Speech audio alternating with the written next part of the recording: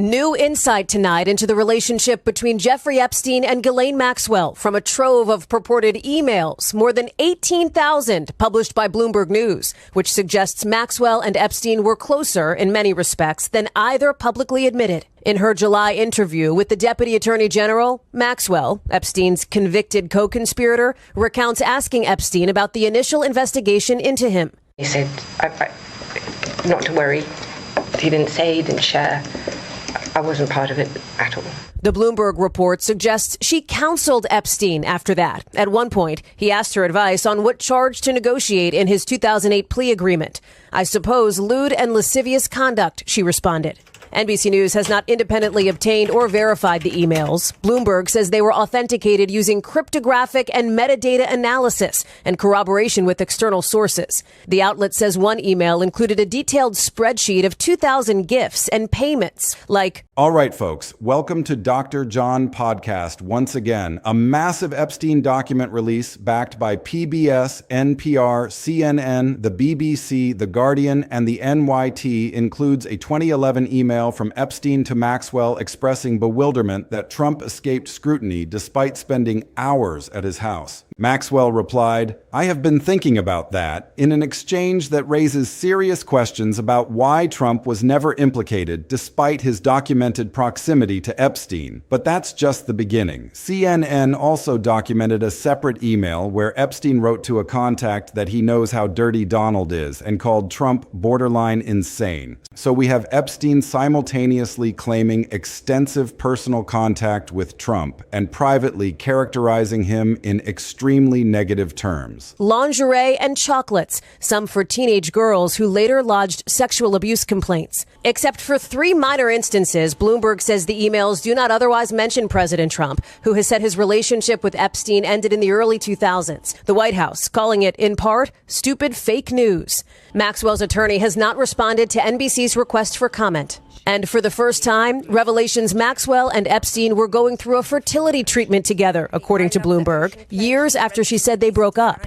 In 2005, Bloomberg says Maxwell emailed Epstein detailed instructions on a sperm donation, adding, you can do the sample at home. And tonight, fallout internationally with the British Prime Minister firing the UK ambassador to the US because they say these newly released emails show that the extent of his relationship with Epstein was greater than previously known. This two-sided picture is absolutely crucial to understanding the complete file record because it shows Epstein's private views were complex, not simply favorable or unfavorable. Now, the BBC documented something else that's incredibly significant. Under a disclosure law that Trump himself signed, the Justice Department released approximately 3.5 million pages of Epstein-related material, including a January 2026 release of approximately 3 million additional pages. This is a massive document dump that investigators and journalists are still working through. And the findings are already staggering. NPR and the Miami Herald documented that Trump's name appears over All right, for weeks now, journalists at Bloomberg have been poring over a trove of emails from convicted sex offender Jeffrey Epstein, more than 18,000 emails to be exact, and there's so much in there. With us now, part of the reporting team, Ava Benny Morrison, senior legal reporter for Bloomberg News. Thank you so much for being here. And I was just saying, after months and months of drips and drips of Epstein information, this was like just a massive, water dump of information right there. What jumped out to you the most? Biggest picture? These emails certainly offer a fresh look and a deeper insight into the partnership between Jeffrey Epstein and Ghislaine Maxwell. Even though she's been convicted of enabling his sex trafficking, she has long said she had no idea about his sex crimes.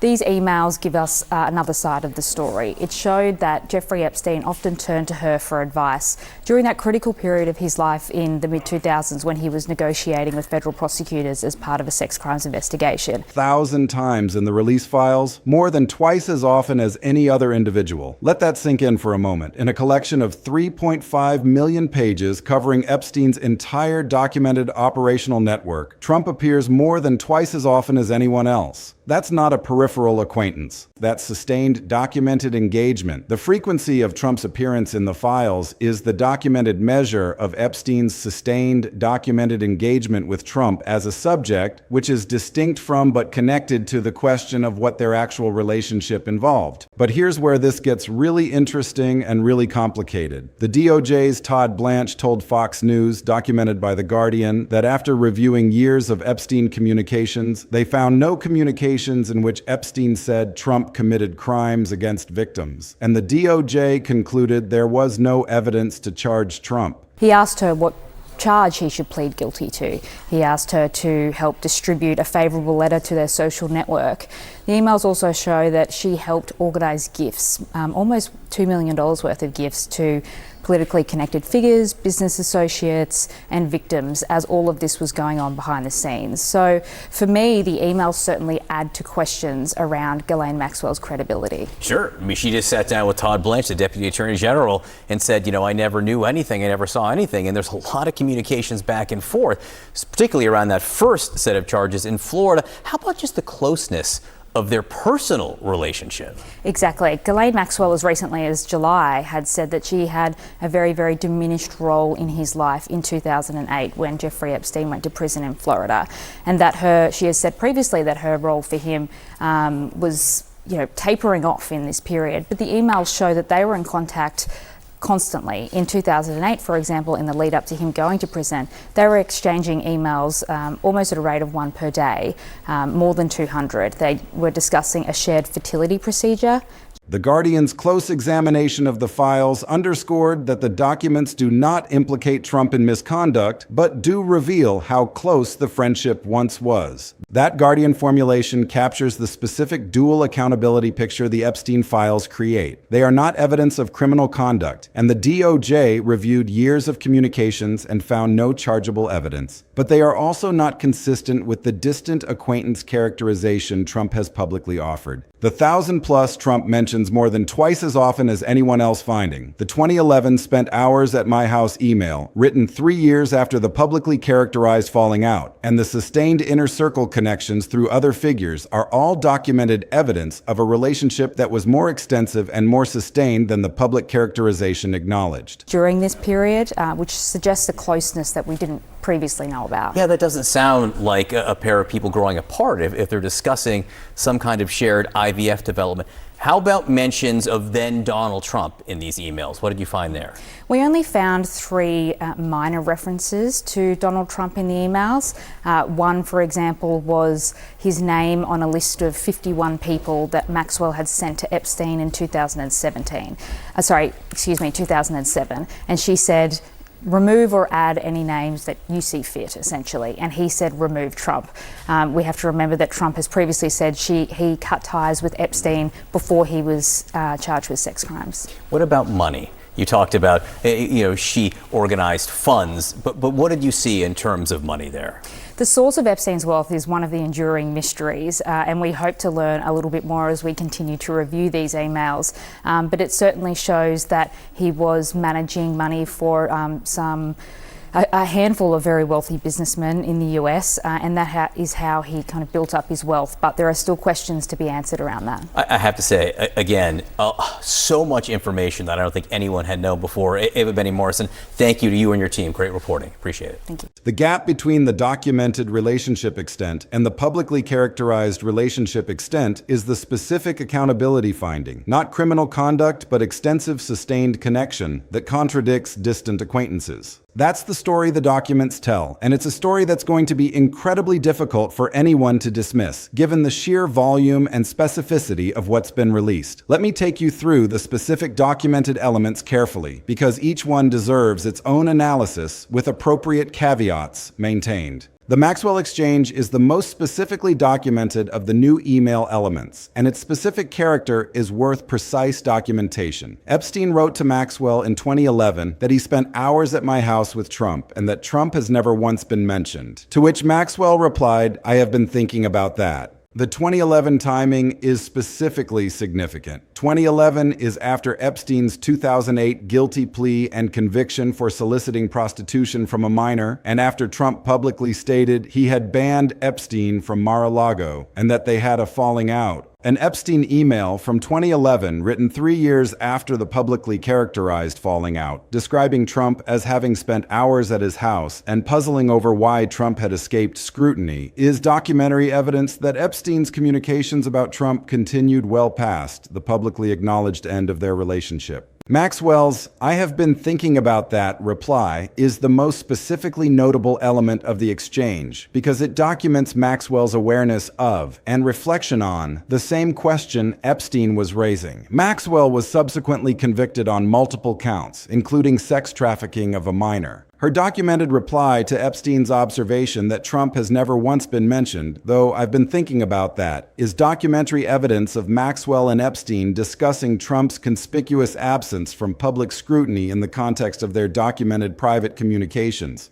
What they were thinking about and what the response implies is left undefined by the documented reply itself. The Guardian's close examination of the files notes that the documents do not implicate Trump in misconduct. Maxwell's documented reply does not establish what she was thinking or what its implication was for Trump's relationship to their documented activities. But it does establish that both Epstein and Maxwell were aware of and reflecting on Trump's apparent immunity from scrutiny. And that's a documented fact that demands attention. The "knows how dirty Donald" email is the second specific documented element, and it requires careful handling because it is the most dramatic sounding of Epstein's documented Trump characterizations. Epstein writing to a contact that he knows how dirty Donald is and calling Trump borderline insane is documentary evidence that Epstein held and communicated specific views about Trump's character in private communications. It is also documentary evidence that Epstein's private characterizations of Trump were not exclusively favorable, which the Republican counter-release of 2,000 pages documenting Epstein's criticisms of Trump confirms from the other direction. Epstein both describing extensive personal contact with Trump and characterizing Trump as borderline insane and dirty is the documented two-sided private picture. Private claims of closeness alongside private negative characterizations that makes the complete email record more complex than either the "spent hours at my house" closeness or the "dirty Donald" contempt alone would suggest.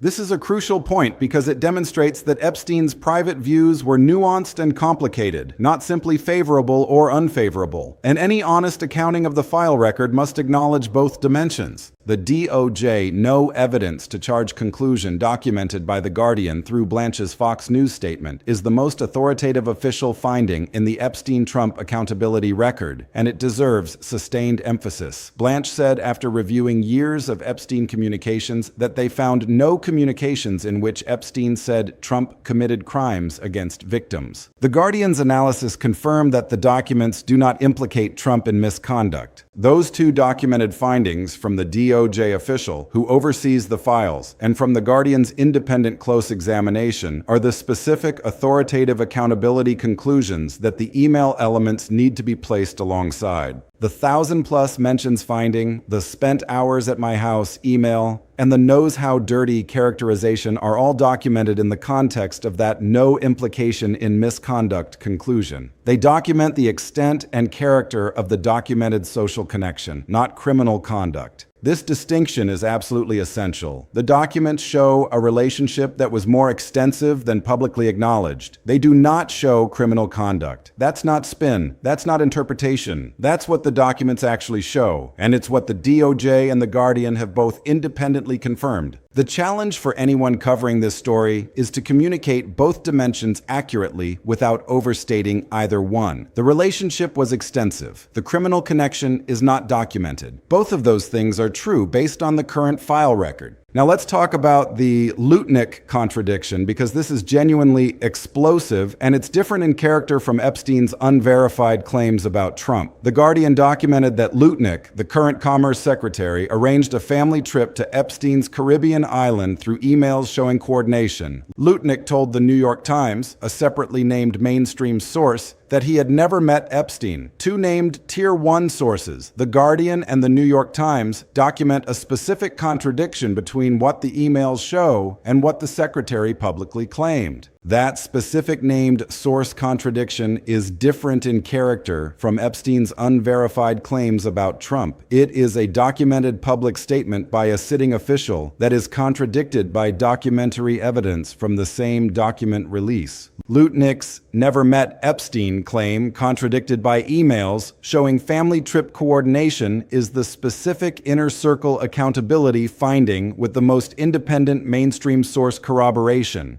A sitting cabinet secretary whose documented email record shows family trip coordination to Epstein's island publicly claiming to have never met Epstein is a documented public statement contradiction, whose accountability significance is independent of Epstein's unverified characterizations of Trump. This is not Epstein saying something about Trump. This is documentary evidence contradicting a public statement by a current government official. That's a different category of accountability finding entirely, and it deserves sustained attention. The Bannon correspondence is the second specifically documented inner circle element, and The Guardian's documentation of it gives it solid mainstream sourcing. Extensive Epstein-Bannon email correspondence, including a long video interview and exchanges where they joked about Trump and discussed PR strategies to rehabilitate Epstein's image, is the documented evidence of a sustained working relationship between Epstein and Trump's former chief strategist, extending into the period after Epstein's 2008 conviction and into the Trump political era. Epstein discussing PR strategies with Bannon to rehabilitate his own image in the context of Epstein being a convicted sex offender attempting to manage public perception, and Bannon being a central figure in Trump's political operation, is the specific inner circle connection whose documentary evidence the files release most directly establishes. The exchanges joking about Trump add the personal relationship with the president dimension to what was already a documented Epstein-Bannon professional correspondence around image rehabilitation. Bannon participated in a long video interview with Epstein and discussed PR strategies to rehabilitate Epstein's image while simultaneously serving as the chief strategist for Trump's political operation. There's a documented connection between Epstein's documented effort to manage his post-conviction public image and the Trump political world's most senior strategic figure. That connection, documented by The Guardian through the release files, is the specific inner circle accountability finding whose significance extends beyond the Epstein-Trump social relationship into the documented professional collaboration between Epstein's image operation and the Trump political operation. The Republican counter-release of approximately 2,000 additional pages, documented by NPR, is the institutional competing release dimension of the Epstein file accountability story, whose documentation deserves specific analysis. Republican Oversight Committee members posting documents showing Epstein's criticisms of Trump and concerns about Trump's mental state is the documented institutional attempt to present a counter-narrative. Epstein was not simply a Trump booster, but also a private Trump critic. That counter-narrative is actually consistent with the broader documented picture. The knows how dirty Donald and borderline insane characterizations from the Oversight Democrats' release and the private criticism from the Republican counter-release together document a complex Epstein-Trump dynamic in which Epstein simultaneously claimed extensive personal contact, made private negative characterizations of Trump, puzzled over why Trump had escaped public scrutiny, and is documented as having continued to discuss Trump extensively in his private communications throughout his later life. This complexity is important to acknowledge because it prevents the story from being reduced to a simple narrative of Epstein as either a Trump ally or a Trump critic. He appears to have been both, depending on the context and the audience. He claimed closeness in some communications, expressed contempt in others, and puzzled over Trump's apparent immunity from scrutiny throughout.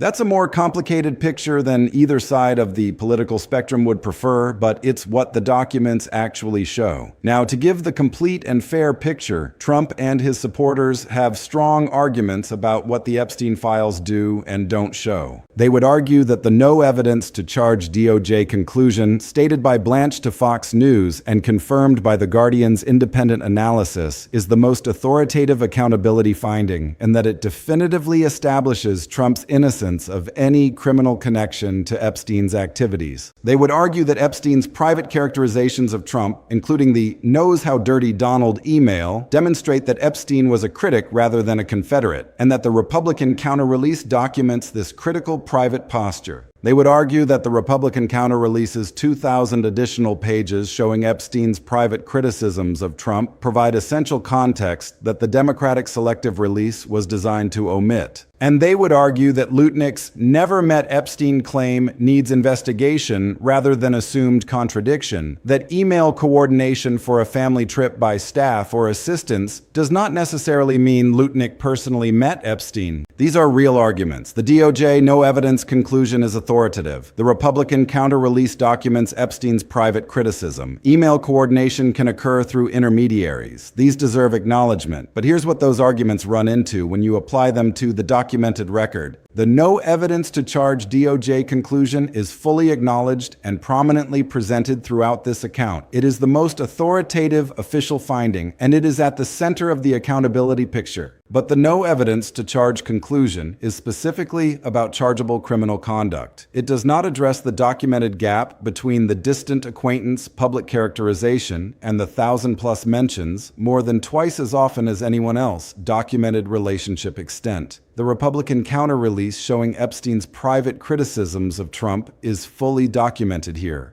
Epstein making private positive and private negative characterizations of Trump simultaneously is a documented complexity that the complete file picture reveals rather than concealing. The Lutnick emails versus never met contradiction is documented through two named Tier 1 sources, The Guardian for the emails and the New York Times for the public statement, making it more robustly documented than the Epstein unverified claims category. This distinction is crucial because it moves the Lutnick finding into a different accountability category entirely. It's not Epstein saying something unverified, it's documentary evidence contradicting a public statement by a sitting official. So here's the bottom line on all of this. PBS and CNN documented House Oversight Democrats releasing approximately 23,000 Epstein estate pages, including Epstein's 2011 Maxwell email describing Trump as having spent hours at his house and puzzling over why Trump has never once been mentioned, to which Maxwell replied, "I have been thinking about that."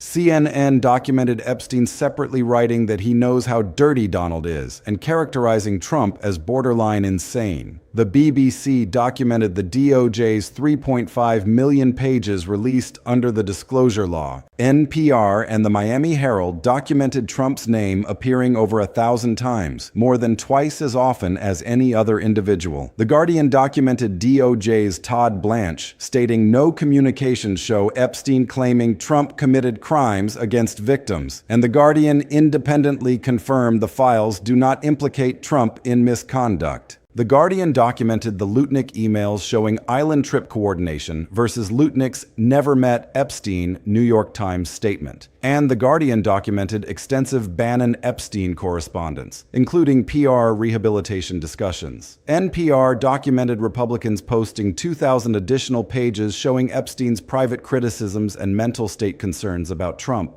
The first thing to understand is the specific distinction The Guardian articulates and which needs to be at the center of responsible coverage of this brief. The documents do not implicate Trump in misconduct, but they do reveal how close the friendship once was. That Guardian formulation captures the specific dual accountability picture the Epstein files create. They are not evidence of criminal conduct, and the DOJ reviewed years of communications and found no chargeable evidence, but they are also not consistent with the distant acquaintance characterization Trump has publicly offered. The 1,000+ Trump mentions, more than twice as often as anyone else finding. The 2011 "spent hours at my house" email, written 3 years after the publicly characterized falling out. The sustained inner circle connections through Lutnick and Bannon are all documented evidence of a relationship that was more extensive and more sustained than the public characterization acknowledged. The gap between the documented relationship extent and the publicly characterized relationship extent is the specific accountability finding not criminal conduct, but extensive sustained connection that contradicts distant acquaintances. The second layer we're sitting with is the Lutnick contradiction, and what it adds as an inner circle accountability finding distinct from Epstein's characterizations. We have been careful throughout this series to note that Epstein's claims about other people are unverified claims from a convicted sex offender rather than independently corroborated facts. The Lutnick documented coordination emails versus never met Epstein. Public statement contradiction does not rely on Epstein's credibility. It relies on the documentary evidence of the emails themselves and on Lutnick's documented public statement to the New York Times. A sitting cabinet secretary whose documented email record shows family trip coordination to Epstein's island, publicly claiming to have never met Epstein, is a documented public statement contradiction whose accountability significance is independent of Epstein's unverified characterizations of Trump. That is the most specifically accountable new inner circle finding in the brief. The third layer is the Bannon-Epstein correspondence and what it documents about the relationship between Epstein's image rehabilitation project and Trump's political operations chief strategist.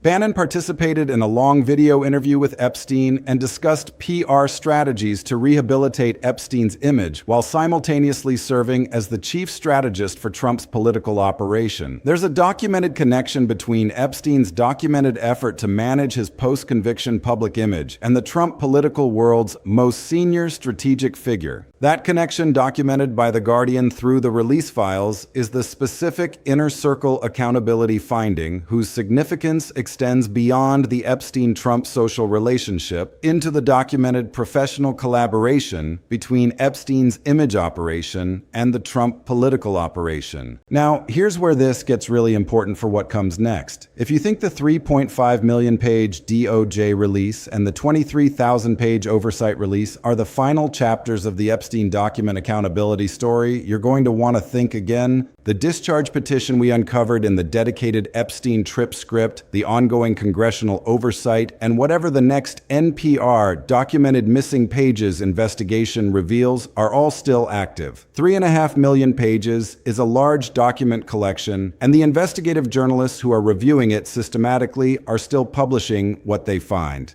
The missing pages investigation documented by NPR earlier in this series revealed that approximately 50 pages were missing from the initial releases. Those pages haven't been found yet, and there are active efforts to locate and release them. The discharge petition is still being pursued by members of Congress, and there are ongoing oversight investigations into the DOJ's handling of the Epstein files that are far from complete. You are going to want to be here as those findings continue to emerge because the story is far from over. What the Epstein files definitively show is that Trump's relationship with Epstein was far more extensive than publicly acknowledged. The 1,000+ mentions, more than twice as often as anyone else, the 2011 "spent hours at my house" email, written 3 years after the supposed falling out, the sustained inner circle connections through Lutnick and Bannon, all of it documents a relationship that was close, sustained, and significant. What the files definitively do not show is that Trump committed crimes with Epstein. The DOJ reviewed years of communications and found no evidence to charge. The Guardian independently confirmed the files do not implicate Trump in misconduct. That's the dual accountability picture. Extensive relationship, no documented criminal conduct. The gap between those two findings is the space where the accountability story lives. The relationship was more extensive than acknowledged. The criminal connection is not documented.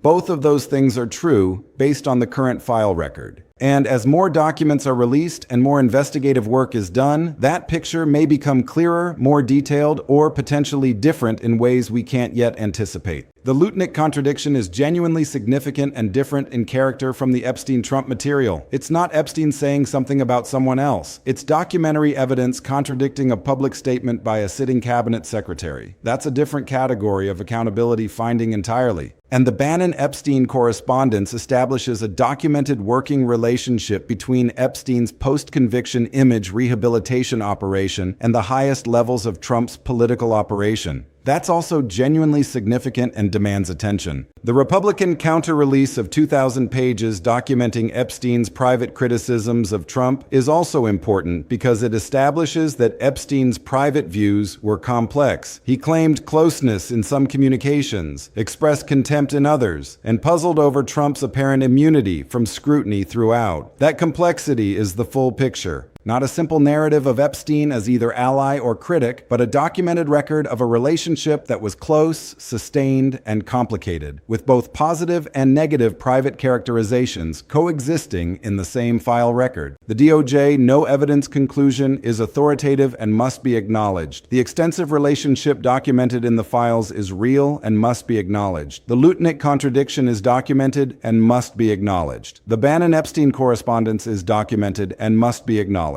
And the ongoing investigations are active and must be acknowledged. The complete picture is complex, nuanced, and still developing. That's the accountability story. And it's going to continue to unfold as more documents are released and more investigative work is done. The Epstein files have fundamentally changed the public record. They document a relationship that was far more extensive than publicly acknowledged. They do not document criminal conduct. They document inner circle contradictions that go beyond Epstein's unverified claims. They document a complex private dynamic that includes both positive and negative characterizations. And they are not finished. The missing pages, the ongoing oversight investigations, and the continuing work of investigative journalists will all add to the picture. That's the story. That's what the bombshell release actually shows. And you're going to want to stay tuned for what comes next.